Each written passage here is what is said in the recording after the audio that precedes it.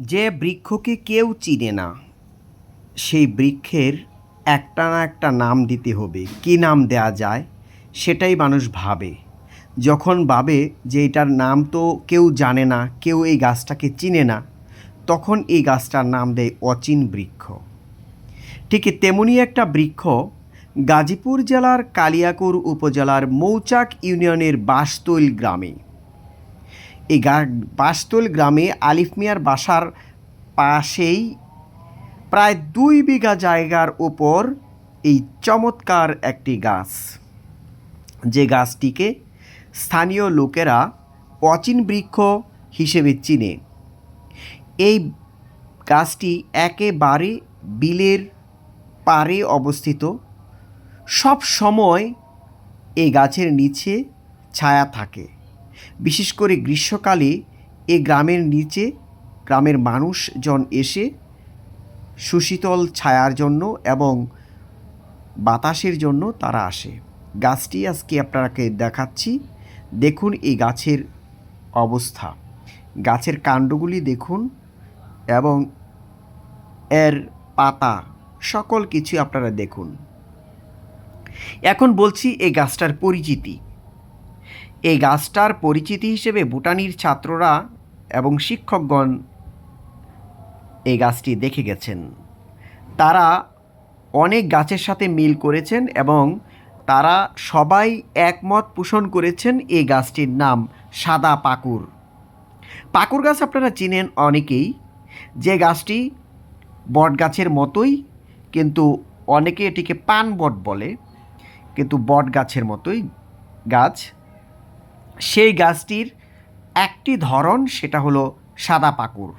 কিন্তু সাদা পাকুর আর আমাদের দেশীয় যে পাকুর, এই পাকুর গাছের মধ্যে একটু ডিফারেন্ট আছে, আর পাতার মধ্যেই ডিফারেন্টটা বেশি লক্ষ্য করা যায়। সাদা পাকুর গাছের পাতাটা একটু লম্বাটে, আর সাধারণ পাকুর গাছের পাতা একেবারে গোল আকৃতি, হার্টের মতো, লাভের মতো। তো এই সাদা পাকুর গাছটি বাংলাদেশের আর কোথাও নেই, অদ্বিতীয় এই গাছ। এই গাছটি শুধুমাত্র গাজীপুর জেলার কালিয়াকৈর উপজেলার বাঁশতৈল গ্রামেই আছে, আর কোথাও এই সাদা পাকুর গাছ নেই। এই কারণেই মূলত এটাকে অচিন বৃক্ষ বলে। তবে এই গাছটি অস্ট্রেলিয়াতে আছে। অস্ট্রেলিয়াতে এই সাদা পাকুর গাছ প্রচুর পরিমাণে দেখতে পাওয়া যায়। আপনারা এর পাতাগুলি দেখুন কি চমৎকার, এবং এর যে কি বলে, প্রত্যেকটা গাছের যে কাণ্ডটা আছে, কাণ্ডগুলি একেবারে ঢেকে ফেলেছে এর পাতাগুলি দিয়ে। মনে হয় যেন যে পাতা দিয়ে এর কাণ্ডগুলি সুন্দরভাবে সাজিয়ে রাখা হয়েছে। আর এর যে পাতা, আর এই পাতাগুলির সবুজ, প্রচুর সবুজ। এখন বলছি এই গাছটি দেখতে হলে আপনারা কিভাবে যাবেন। প্রথমেই আপনারা কালিয়াকৈর চলে যাবেন। কালিয়াকৈর থেকে সরাসরি চলে যাবেন মখশবিল।